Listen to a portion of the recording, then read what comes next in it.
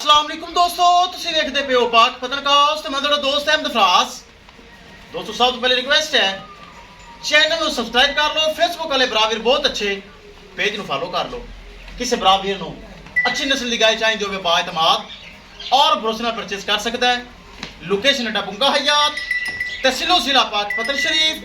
Mobile number है साडा 0300 पूरा 8754 743। व्हाट्सएप नंबर भी है, लोकल नंबर भी है।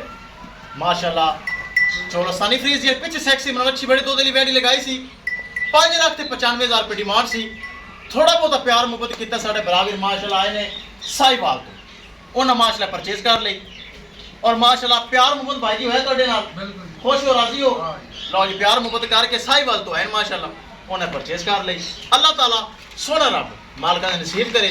कैमरामैन साहब गड्डी नंबर एक चीज़ करो क्लियर करो ले चलो जी।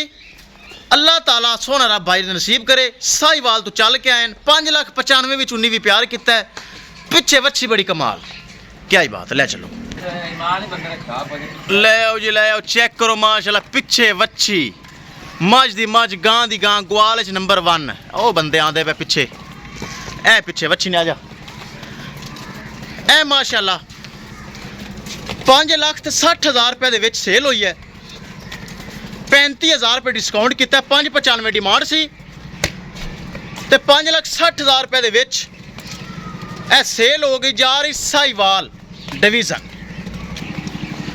बड़े दुध वाली वैडी माशा चुआई उन्हें खुद की है। ए गड्डी साडे कोल आए चुआई उन्हें खुद की है।